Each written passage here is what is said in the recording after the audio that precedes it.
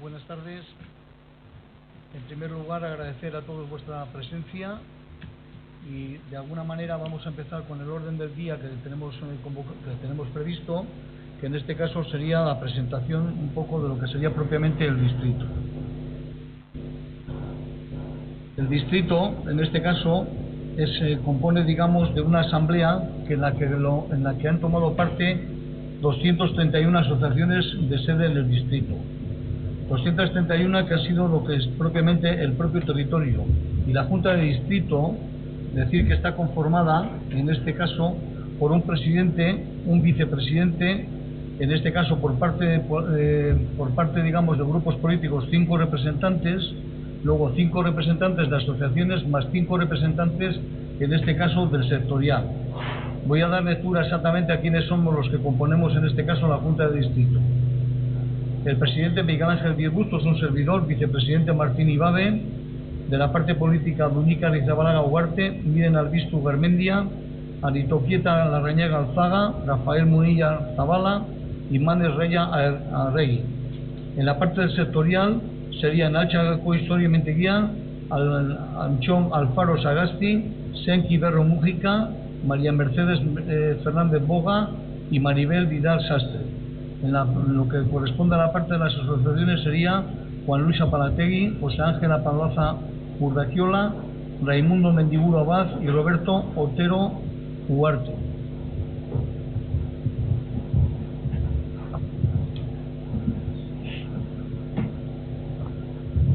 En el segundo punto del orden del día sería la actividad de la Junta del Distrito. El 19 del 5 del 2018 se celebraron las elecciones a la Junta Municipal del Distrito.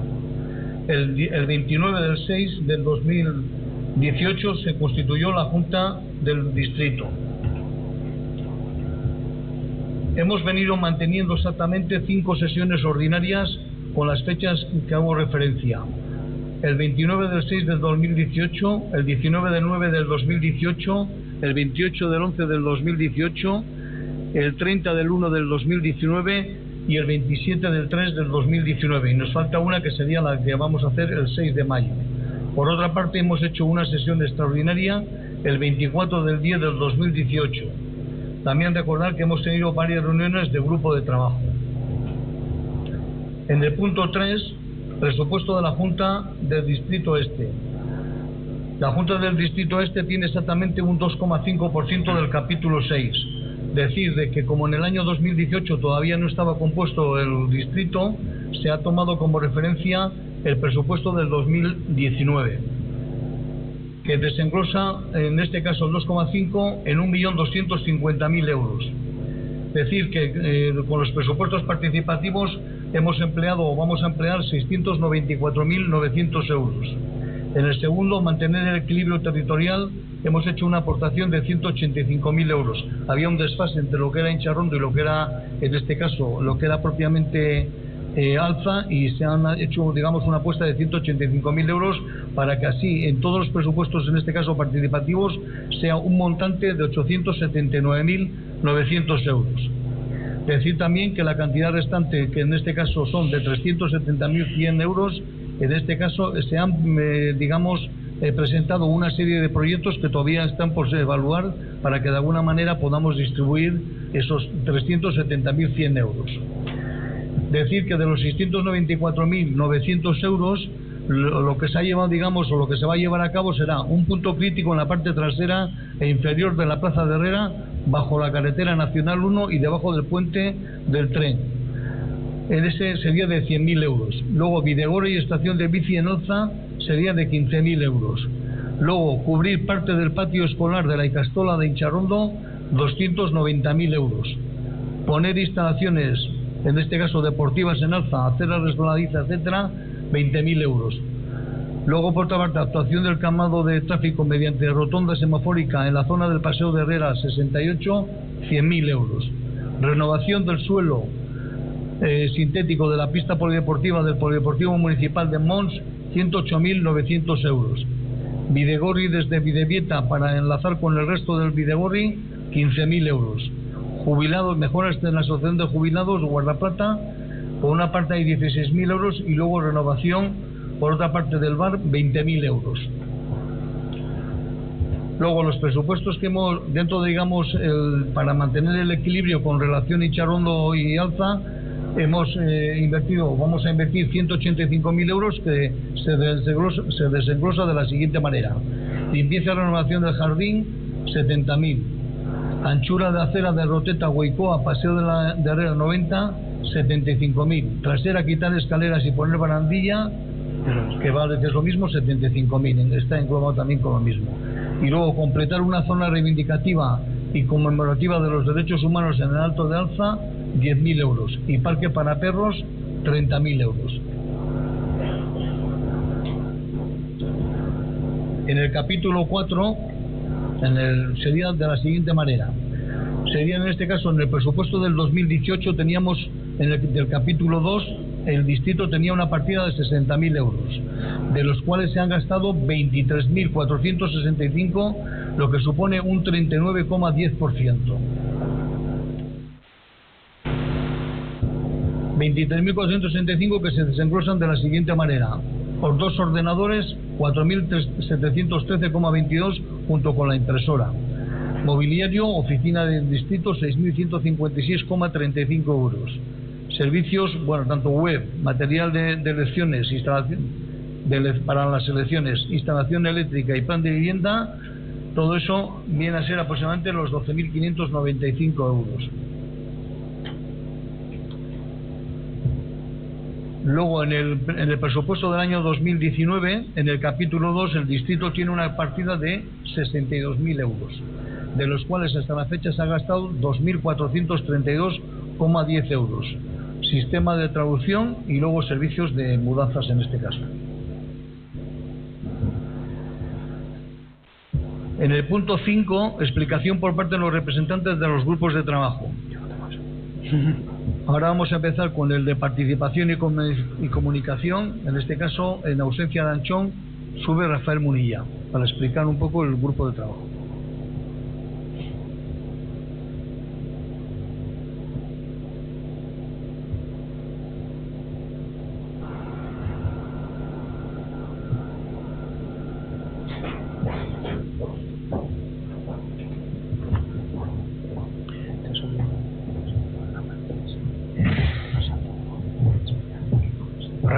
Buenas tardes a todos y todas. Les hablo en nombre de Anchón Alfaro Sagasti, de Altsaco Historia Mintegia. Está ausente por un desplazamiento de viaje familiar en Inglaterra y entonces no puede estar presente. Bueno, hablando de la participación y comunicación, entendemos desde el comité, desde la Junta de Distrito, como participación ciudadana, que es un conjunto de maneras para que la población acceda a las decisiones del gobierno de manera independiente, sin necesidad de formar parte ni de la administración pública ni de ningún partido político, por lo cual esta asamblea es muy importante que tenga presente que tiene acceso a toda la participación y a a poder exponer todos los temas dentro de la participación ciudadana. ¿Quiénes integran este comité? Anchón Alfaro Sagasti, de Altsaco Historia Mintegia, Doñique Arrizabalaga Ugarte del Partido Socialista de Euskadi, José Ángel Apablaza de Laquiola de Ripe, Miguel Ángel Díez Bustos del Partido Socialista de Euskadi, Martín Ingabe Ceiza de AJPNV, Rafael Munilla de AJPNV, Roberto Otelo Ugarte de Intxaurdi y Manes Raya Arregui de H. Bildu. Los objetivos de este binomio de grupo, que es el binomio de la participación ciudadana y de la comunicación, los dos objetivos primordiales de este comité es proponer la participación de aquellos agentes y vecinos y vecinas en presentación de la Junta y estudiar las vías para estructurar su participación. Este es uno de los objetivos primordiales de este grupo. Y segundo, desarrollar una participación comunicativa para trasladar y notificar a los vecinos y vecinas la naturaleza y la actividad del distrito. Se han convocado 2 actas, y estas 2 actas hemos entendido que es lo más importante mantener este tipo de objetivos dentro de estas 2 reuniones realizadas. Dentro de las actividades desarrolladas, la Asamblea de Distrito ha impulsado el seguimiento de esta asamblea, que era uno de los temas más importantes a desarrollar dentro de lo que es este grupo, y buscar la complementariedad de otras dinámicas y nuevas ya existentes. Dentro del plan de comunicación, que entendemos que es un plan que va a ser bastante complejo y que hay que desarrollarlo dentro de su grupo y plan de marketing, dentro de lo que se pueda desarrollar como plan de comunicación, entendemos que la comunicación es una estrategia a medio plazo para articular la comunicación desde este distrito, que entendemos que lo desarrollaremos a corto y medio plazo. Actualmente, en fase de diseño, todo lo que es el proyecto de comunicación. Uno de los proyectos que ya se ha puesto en marcha y que se ha desarrollado es la página web. Es una página que ya está diseñada en principio y que, bueno, que en este momento le voy a dar la palabra a Beñat para que dentro nos exponga cuál es la situación actual de la página. Es donde podremos tener todos los accesos y donde podrán tener la comunicación dentro de lo que es la comunicación del distrito. Kaixo, arratsaldeon, bueno, Rafak esan duen bezala, nahi pixka bat azalduko dut, barrutiko webgunea eta, bueno, non dagoen kokatuta, zein dian bere sarbideak, eta pixka bat, bueno, erakutsiko dizuet, momentu honetan nola dagoen egituratuta, zein dian bere atalak eta, bai, modu laburrean, ikusten duzuenez, aurkezpenean bertan, elbide hori da, edozein bilatzailetan elbide hori idatzi ezkeo, zuzenean sartzen zeate barrutiko webgunea, hau da, irubidikoitza, donostia.eus, /ekialdeko barrutia, dena zuzenean. Oain akutsiko dizuet, dauden, hau da, izango litzake zuzeneko elbidea, baino, adibidez donostia.eusetik, bere udaletxeko webgunetikan, zendian bide ezberdinak bertara juteko. Orduan, hau da donostia.eus, Donostiako udaleko webgunea, eta, bueno, sarbidetako bat da, hemen eskubitara, ikusten duzu daude banner batzuk, atal ezberdinak, webguneko atal ezberdinatara eramaten dutena, udal infokoak, hauteskunde orokorrei loturiko informazioakin, Donostia datakin, eta horien artean badago bat, distrito este edo ekialdeko barrutia dana. Hemen klikatu ezkeo, eramaten gaitu, zuzenean ekialdeko barrutiko webgunera. Beste bide bat, da herri partaidetzako webgunetikan. Herri partaidetzako webgunean nola iristen geha? Bueno, hemen donostia.euseko webgunean, hemen daukagu ziudad edo hiria dagoen atal bat, bertan klikatuta, hemen daude udaleko atal ezberdinen zerrenda bat edo, eta bertan, hemen daukagu, ezkerretako menu hontan edo hemen eskubitara, participación ciudadana edo herri partaidetza. Sartzen gara, honek eramaten gaitu herri partaidetzako webgunera, hau da. Eta, hemen, ikusten duzuenez, bera jisten balmagea, hemen daukagu auzo ezberdinei buruzko informazioa, eta bere eskubitan daude, hiru banner, eta horietako bada distrito este edo ekialdeko barrutia. Aurrekoa bezala, hemen klikatu ezkeo, zuzenean ematen gaitu ekialdeko barrutiko webgunera. Bai? Orduan, ekialdeko barrutiko webgunea hemen ikusten duzuen hau da. Badauzka hemen ezkerretara atal ezberdinak. Ekialdeko barrutiko webgunea donostia.eusen gainontzeko webgunean bezala, espazio berdinean kokatuta dago. Orduan, hemen goran ikusten duzuenez, Donostiako udaleko beste gozein web horri dauzkan atalak edo dauzka, bai? Eta, daukagu sarbidea, ezberdinetara, herritarren postontzira, edo hoi mantentzen da, beste gozein webgunetan bezala.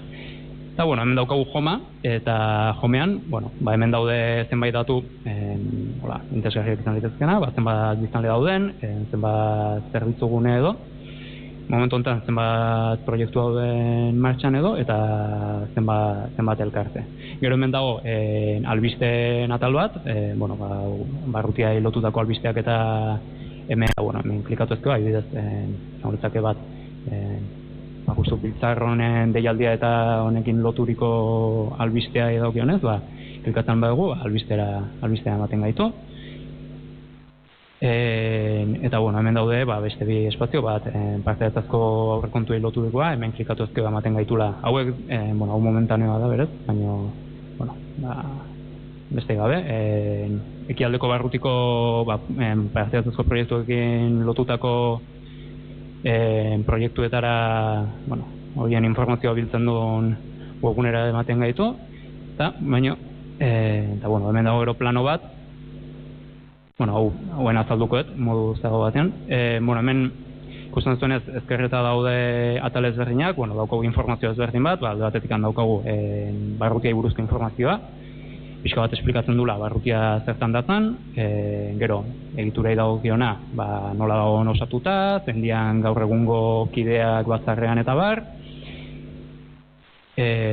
dauka atal bat proiektuei dagokiona, eta hemen, erratzen banean, daukagu informazioa eguneratzen joango dana, proiektu ezberdinak eta martxan jartzen dian inean, joarriko da informazioa proiektu horiei daukionez, zegoeratzen dauden, eta daukagu bat altzako politiroldegi daukiona, daukala bere webgune propioa, edo adibidez berri oen dela gutxi amaitu da herrerako begiratukiai buruzko informazioa jasotzen duen atal bat, badaukagu, eta atal hontan jungo hori datezke proiektu ezberdinak martxan daudenak.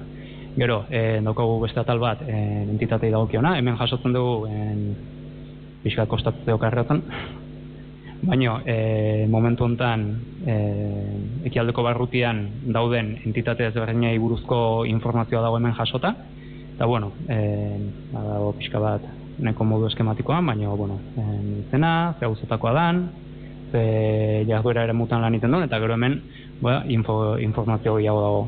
Atalau osatzeko dago pixka bat, datu base batetik elikatzen da, baina datu base hori guain dikan enkargatzen nahi geha, eta idea da informazio gehiago, geroz eta informazio gehiago molkatzen hemen.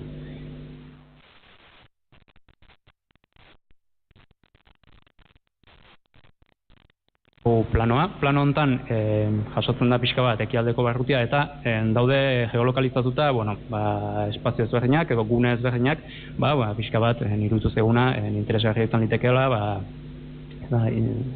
litekeela plano batean kokatuta egotea pixka bat herritarrek eta ikusteko eta informazio ukitzeko zegoen ingurun. Arlo ezberdinetan banatu dugu, alde batetik osasuna, kultura eta aisialdia, kirola eta bar.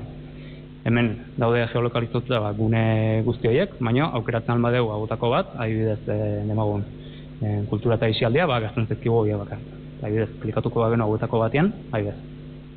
Kasu hau da, zentro kontadores. Eta hemen daukagu, zenbait informazio, bere helbidei dagokionez, eta telefonoi dagokionez, eta bar. Gero, azkeneko atalea jongo naiz, hau beste gabe da, azaltzen du pixka bat momentu honetan non dagoen egoitza, dala altzako alkate horretan, eta zein da bere helbidea, ez dauka misterio gehiago. Eta hemen dago beste atal bat, dala dokumentazioa dagokiona. Dokumentazioan igotzen da, bai batzarrei lotutako, eta bestelako dokumentazio bat, herritarren eskura edo jartzen dana. Kasu honetan eukiko genuke, hiru ataletan banatzen da, alde batetik deialdiak, beste batetik aktak, eta beste batetik dokumentazio orokorra. Deialdiai dagokionez, hemen igotzen dira, ekialdeko barrutiko batzarra saio ezberdinetako deialdiak. Berdina daukagu hemen aktei dagokionez, eta hemen deskargatu dezakegu akta ezberdinak, egin dian bileretako akta ezberdinak.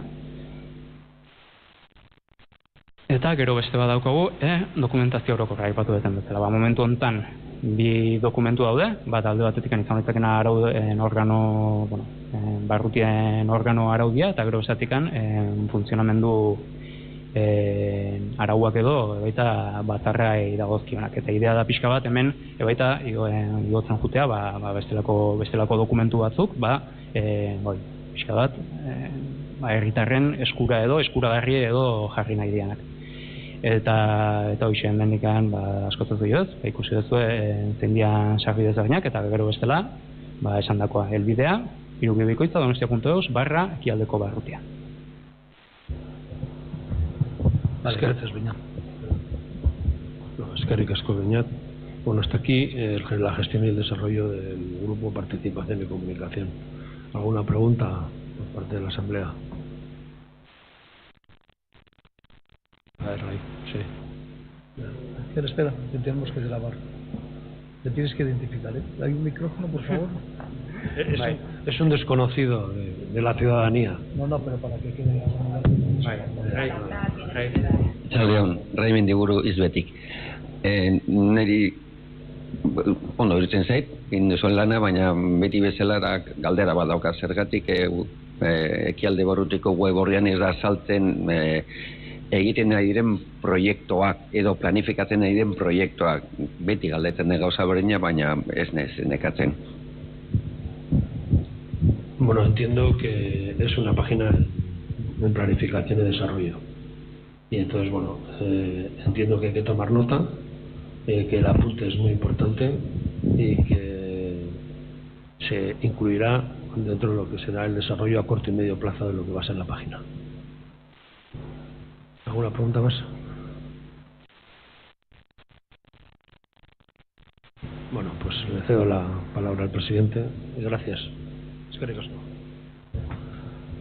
Bueno, como antes os decía, exactamente nosotros hemos creado 4 grupos de trabajo en los que uno de ellos es participación, comunicación, el otro es urbanismo, en el que entra movilidad, obras, proyectos, parques, jardines, espacio público, vías públicas, medio ambiente. Luego, por otra parte, estaría el diagnóstico del distrito y, por otro, la estructuración, digamos, propiamente del distrito, la estructura. En este caso vamos a dar paso a urbanismo, movilidad, obras, proyectos y demás, y en este caso José Ángel Apaolaza es el responsable del grupo y será el que nos más o menos nos dará un resumen de los trabajos que llegamos realizando hasta ahora.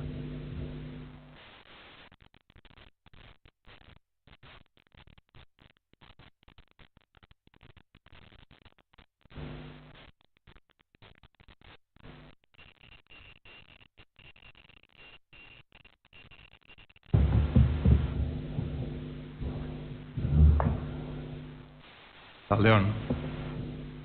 Bueno, a ver, talde hau, osatu zen azkeneko orduan, baina, bueno, ikusten duzuen bezala izena oso zabala da, ez? Hirigintza, mugikortasuna, obrak eta proiektuak, osea, bueno. Azken finean beti, arazo edo egiti ezberdina sortu dituzten zenbait gauza, ez? Baina asuntua taldea martan jarri zen, orduan taldean gaude Miguel Ángel, Martín Ibabe, Rafa Monilla, Manes, Merche, Juan Luis eta ni. Dutuzte inorazten zaidanik, ez? Gara taldean gaudena normalean. Pero beste norbaitek azaldu nahi badu, ez dago inongo arazo hori, baina hori izan da.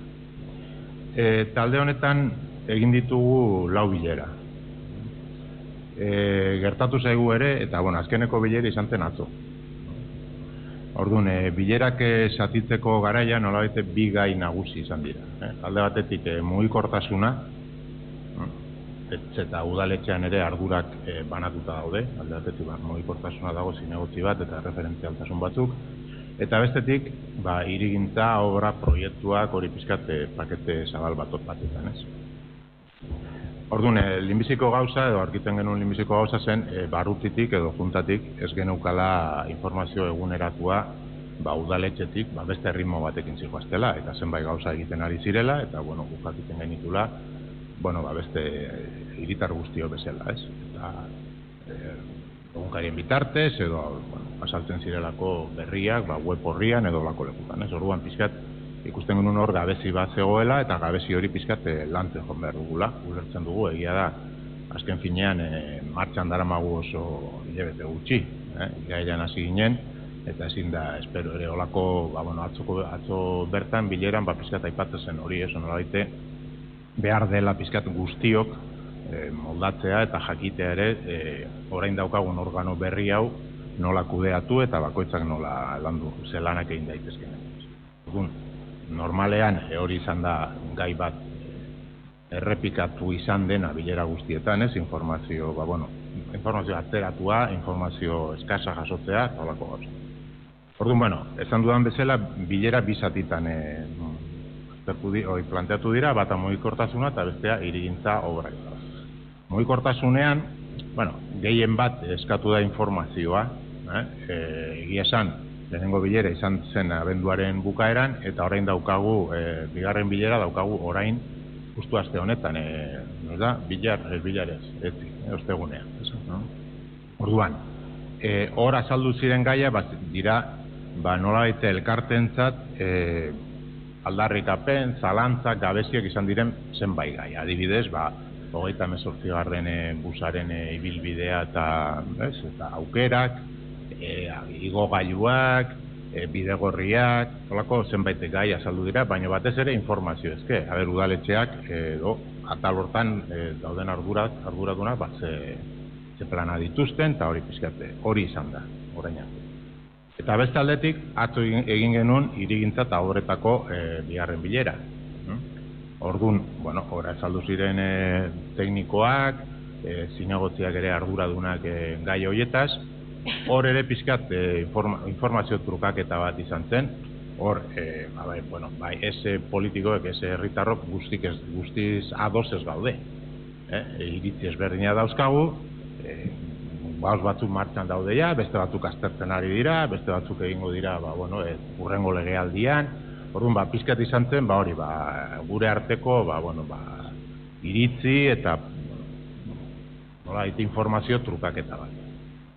Geratu ginen, hortan jarraituko dugula, eta nolabait, saiatuko garela guztion artetik pizkat ikusten ze egoeran gauden, nola hori, lehen aipatu duana.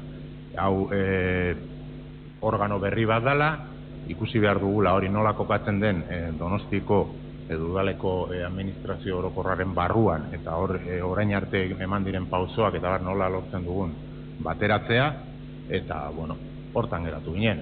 Hemen azaldu ziren gaiak, hirigintzan eta etxe bizitzak, zalantzari gabe, jolastokieta, altagaina, nolako proiektu orain iragartzen diren proiektu horiek, azaldu zen futbol zelai berriaren gaia, azaldu ziren kiroldegiaren gaia eta egoera, holako gauzak horiek izan ziren gai nagusienak. Eta orain arte hori izan da ibilbidea. Hemen taldean egon den beste norbait ez oso esan nahi badu, edo beste norbait ez oso eraportatu edo galdetu, aurrea.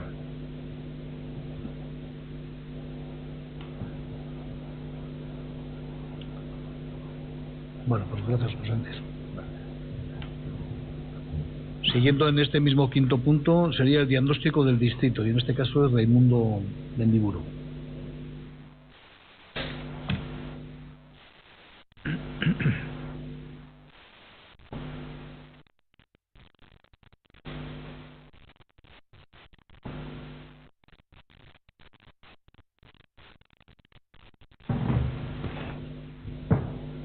Txaldeon. Hau da beste gai bat, eta da gai batzuentzat abstraktua da. Diagnostiko bat. Zer da diagnostiko bat? Eta zergatik diagnostiko bat? Gizarte maila, kultural, urbanistiko, laboraleko, auzo ezberdinen gaurko egoera ezagutzeko. Ezagutzen dugu zer den, zer gertatzen ari den gure auzoetan, eragile sozial bakoitzat ezagutzen du bere arloa. Auzo elkarteak, alde batetik feministak beste aldetikan, Plaza Andreok, beste aldetikan plazara goaz, euskera mailan, baina orokorrean ez dakigu zer gertatzen da, ez gure auzoan eta ez barrutian. Orduan diagnostikoa da, tresna bat denok jakiteko nola dagoen gure barrutia. Zertarako diagnostiko bat? Behin errealitatea ezagututa, barrutiko beharrak ikastea eta gero konponbideak proposatzea. Baina lehenengoa jakinen behar du zer dagoen. Eta gure proposamena, hasiko naiz hasieratik. gure taldean gaude Merche Fernández, Plazandretik, Nineo Izbetik, Miguel Ángel Díaz, Soetik, Díaz, barkatu, Rafa Munilla, EAJ-tik, Martin Ibabe, EAtik, eta Arritxu Larrañaga, H Bildutik. Bueno, jarraituko dut. Zertarako? Hori, jakiteko zer dagoen, ze beharra dauden, eta gero proposamen egiteko. Nola egiten ari gea? Bueno, Donostiako udalak egindako diagnostiko sektorialak ekialdeko barrutia moldatu.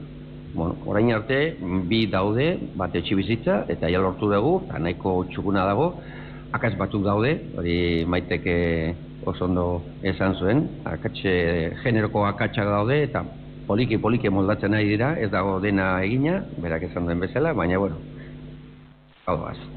Eta gero plan estrategikoa. Eta plan estrategikoa bildu ginen Kepa Kortarekin, azaldu zigun, nola egiten ari dira, egin dute bere barrutiko laburpen bat, eta ni arratsalen irakurri dut, ez neukan irakurrita, eta nahiko txukuna dago, baina nik uste gauza batzuk falta dira. Hor plan estrategikoaren barruan diagnostiko sozial zati bat egina dago, baina ondo egiteko diagnostiko soziala, azken finean diagnostikoa da nola dagoen argazki bat, nola dagoen barrutia, eta atal ezberdina daude. Eta atal importantea da diagnostiko soziala. Claro, diagnostiko soziala ondo egiteko eta egoera sozial egokia, arriskua edo defizitarioa, jakiteko hori, datu hauek guretzat falta dira. Da, aniztasun kulturala, ez dago sartuta, plan estrategikoan, pertsona zaharrak eta saia, eta ezgaitasunak. Hori ez daude sartuta. Eta, gai hauek oso ondo egina daude, orain dela urte bete Ibarren egin zuten diagnostiko sozial bat. Eta gu planteatu genuen politikoei eta Kepa Kortari ea posible den hortikan begiratzea edo kopiatu edo adibide bat bezala hartu. Dena den, udaletxeko gizarte zerbitzuak diagnostiko sozialak kudeatu behar dute. Beraik dakite oso ondo ze arazo dauden ekialde barrutian. Bezaletikan, dokumentu horretan mugikortasun datuak falta dira diagnostiko ondo egiteko. Adibidez, oinezko sareak ez daude jarritak, ze oinezko sarea daude eta ze falta diren. Garraio publikoa dauzkagu, asko gaina, baina ez dago sartuta diagnostiko horretan, nola lotzen diren Altza, Herrera eta Bidebietaz garraio publikoaren bitartez. Bidegorriak ere bai. Horren gauza horiek falta dira diagnostiko on bat egiteko. Aparkalekoak, defizit bat dago. Ez dakigu nundik dauden defizita, nun daude soberan, normalean soberanen ez daude, eta bar. Eta badago beste gauza bat, niri asko importantza zaidana da, garatu gabeko lurzorua. Badaude plan orokor bat onartuta, orain dela 9 urte, 2010ko urtea onartuta, eta planifikatuta dago batez ere Altza Herrera, zeren Txarrondoz dago lekurik eta Bidebetak ez da ere, baina planifikatuta daude partzela batzuk eraikitzeko, eta hori ez dakigu. Ez dakigu nun egingo duten, eta zer egingo duten, eta nola egingo duten. Eta oso datuk importantea dira jakiteko ze herri mota daukagun eta ze auzo, ekialde barrutiko edifikazioak egingo dutela. Nola egingo duten eta ze tamainokoa, zer falta diren, gune berdeak bai, gune berdeak ez, eta ba. Datu horiek oso importantea dira jakiteko ze barrutiko mota izango dugun hemendik urte batzuetara. Adibidez, haren dela egun batzuk, aurreko ostean, entratu ginen prensaren bitartez, egin behar dutela jolestakietako eraikegiritasun handipen bat, eta ez genekien. Gero, dauzkago ditzakular, hilda dago, baina agian ez dago hilda, baina hor dago. Eta beste gauza batzuk ez dakigula eta jakin behar dugu hori. Datu hauekin eta beste datu batzuekin ondorio orokorrak aterako dira eta barrutiko iduri bat lortuko dugu. Momentu honetan lana aurreratuta dago, esan den bezala, baina legeldi honetan ez daukagu denborari jakiteko ze ekialde barrutia daukagu. Urrengoa utziko dugu hori betetzeko, baina momentu honetan bideon batean goaz, eta maiatzen egingo dugu beste bilera bat, eta azalduko da uste dut etxegintako zuzendaria eta ikeiko langile bat, jarraitzeko diagnostiko horrekin bezala.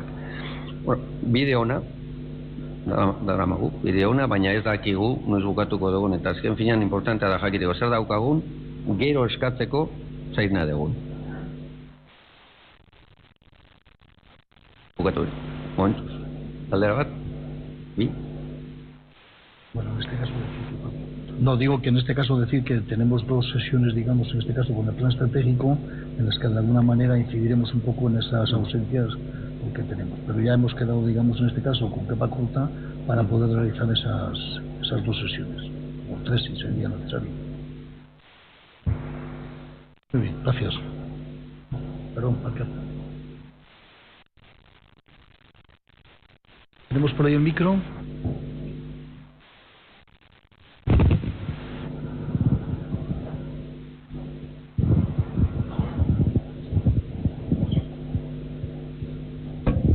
Bueno, ni bakarrik insistitzea... Perdona, Merche, identifícate. Merche... Yo sé quién eres y a quién representas, pero identifícate. Merche Fernández naiz, Plaza Andreok taldekoa. Eta nago diagnostikoak taldean, ez? Eta mugikortasuna eta hirigintzan ere bai. Nik uste dut diagnostikoak egitea oso importantea dela.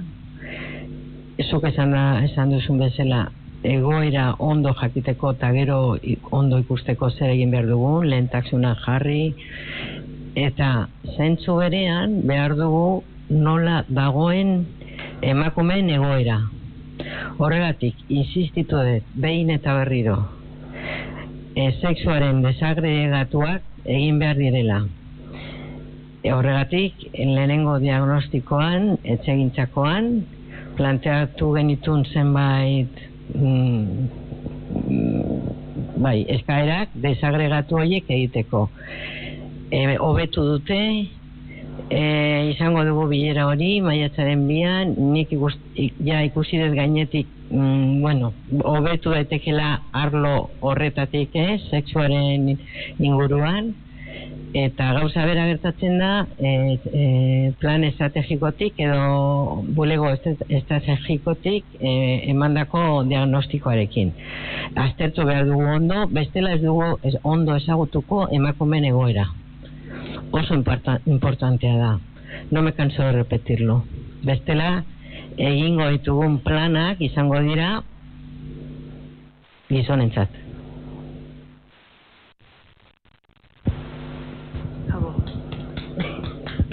Aktan kostatzeko, ¿está? Dena grabatuta dago, vale. Bueno, es algo que desde el principio lo ha venido reivindicando, o sea que no, y lo tenemos constancia de ello, y de hecho creo que ya hoy mismo se ha hecho ya el día exactamente que vais a tener una reunión para poder abordar un poquito esta situación. Muy bien, gracias, Ray. Bueno, el siguiente sería la estructura del distrito, que sería, digamos, un poco por Mani Raya quien nos va a poder dar, digamos, un resumen de la comisión esta de trabajo.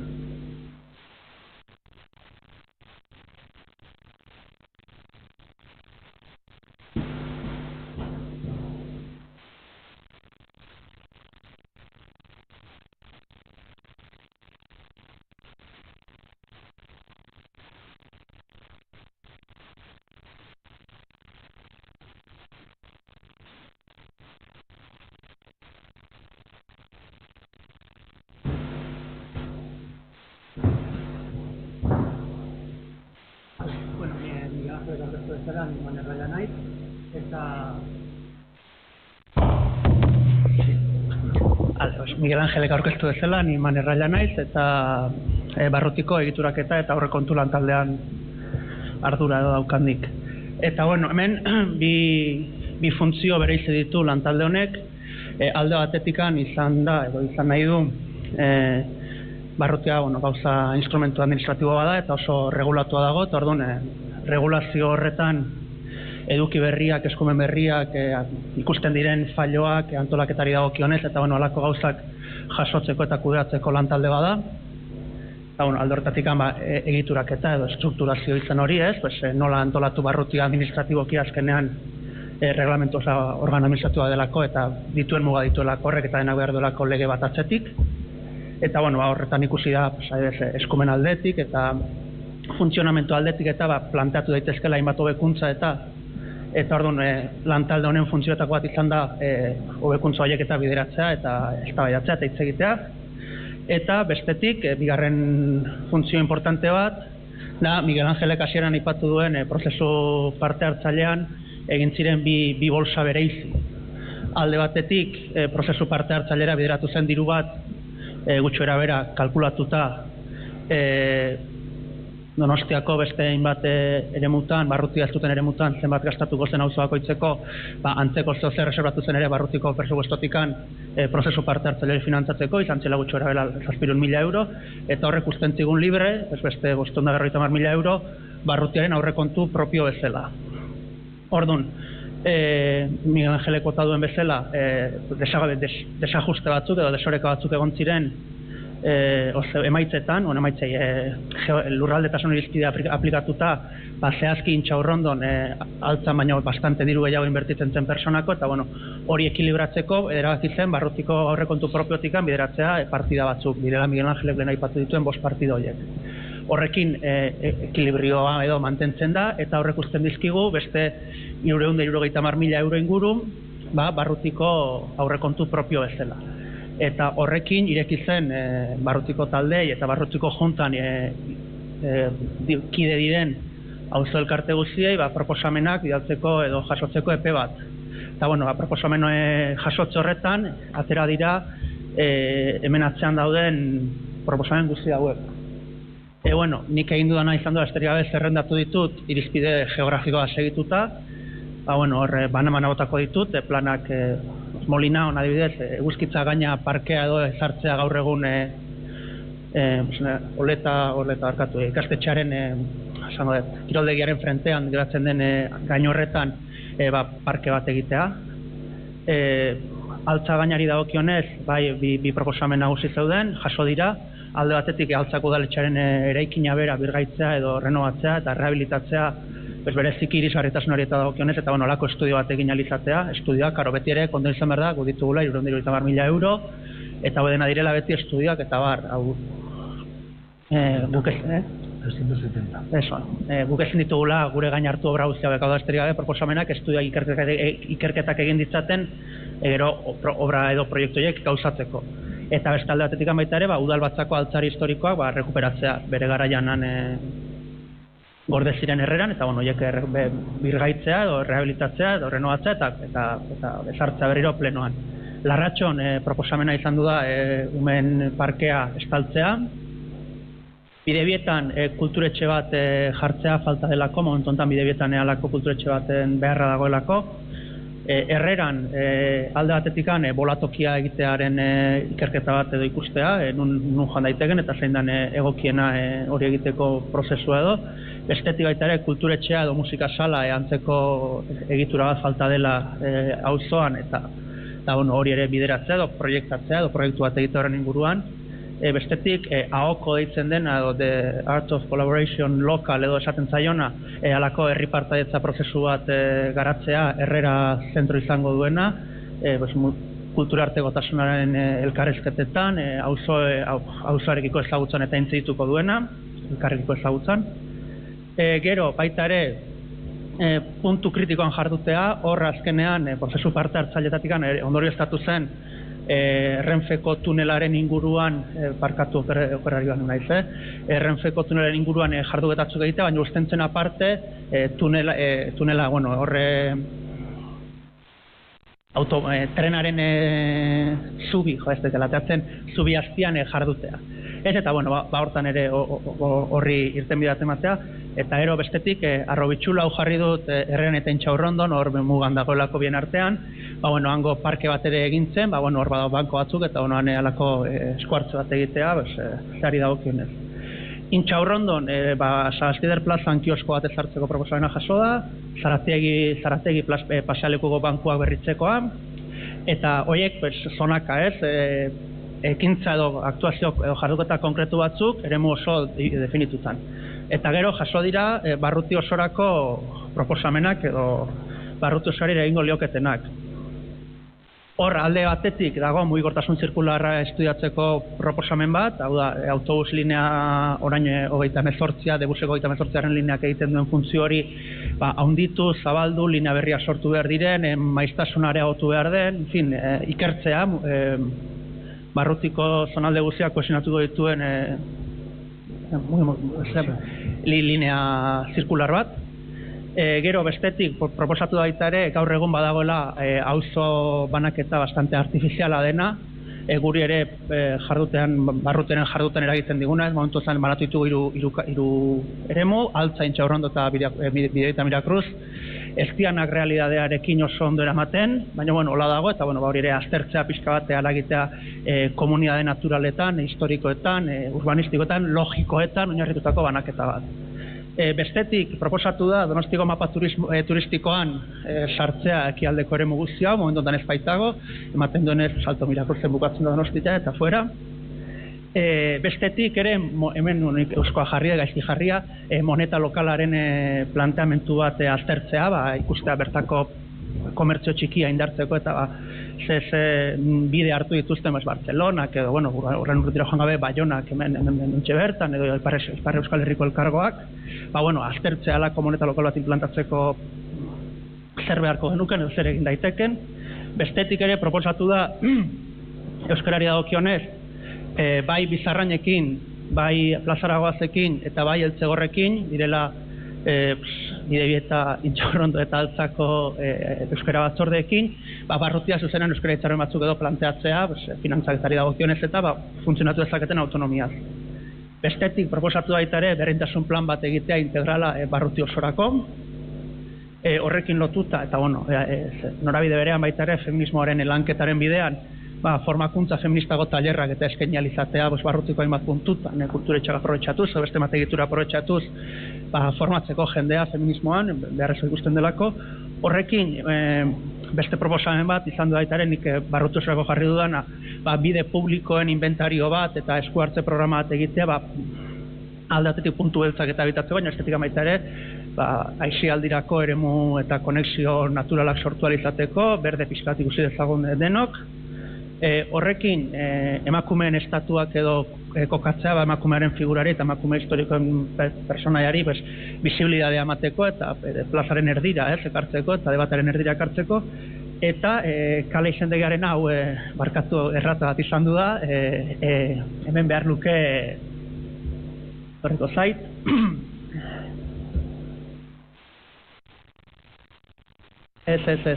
Plazandro genazte, baina joan egin zait. Hori da, bai. Alako oroitzapen edo batzu jartzea esplikatuz, emakumezko figura batzuen relevantzia zein izan duen, eta alako toki konkretu batzuetan alako leyenda edo azalpenak kokatzea. Eta, orduan, bi funtzio horiek, alde batetik barrutiaren egiturak eta administratibori dagozkion onur, hobekuntzak, onespenak edo gomendioak edo bideratzea, eta bestetik barrutiaren aurrekontu propio honen zertan gastatu edo eragakitza. Gutxera bera hori izan du da lantalde nik ardura daukadan lantaldeak egin duen lana, eta 5 minutuan laburrean azalduta ez zer egin dugun azken hilabete hauetan. Kalderarik edo kalma dago.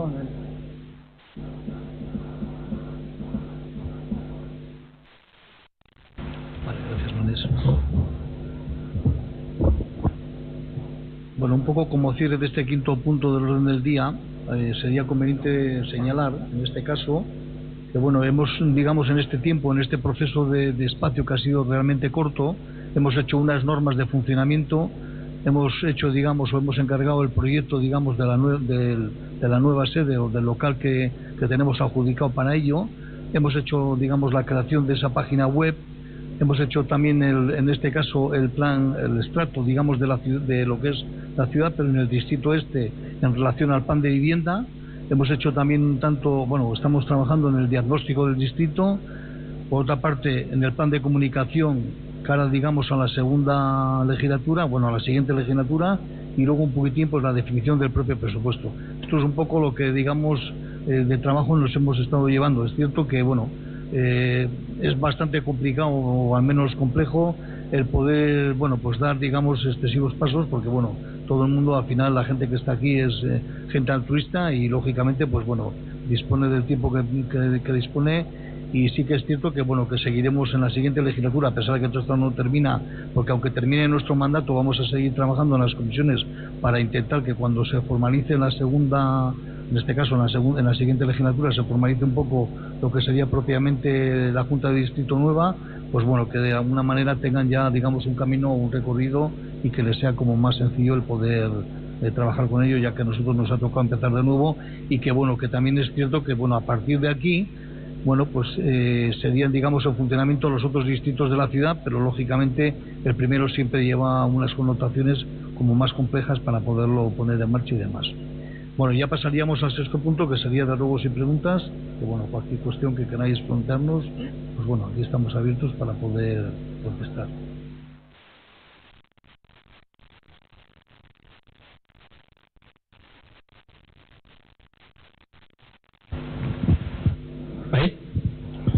Hola, buenas noches. Soy Pedro Álvarez de los jubilados de Bellavista, de Larracho.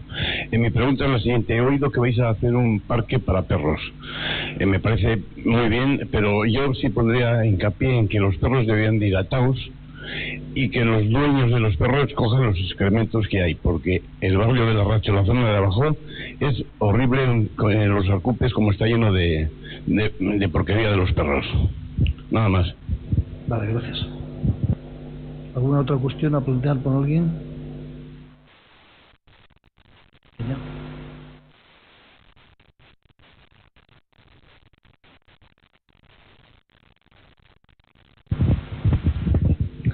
Bueno, soy Concha Fernández de Ichaurrondo Berri, Asociación de Mujeres, y hoy nos hemos enterado, es un tema del ayuntamiento, es un tema laboral, pero nos va a influir muchísimo a la cultura y a la asociación de cultura del barrio.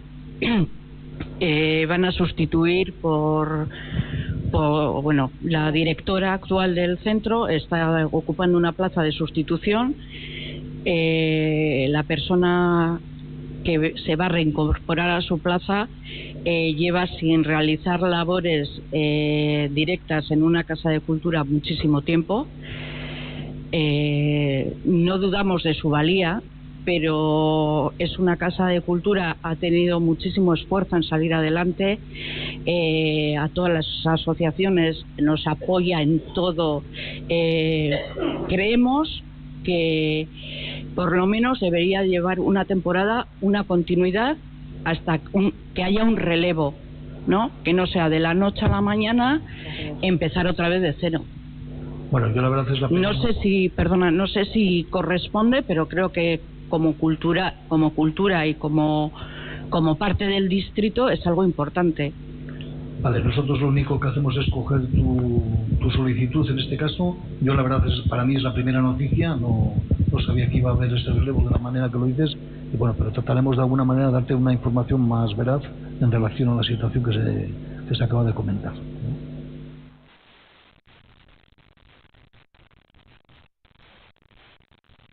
Bueno, pues si no hay más asuntos que tratar, damos por concluida la Asamblea General. Muchas gracias a todos por vuestra asistencia.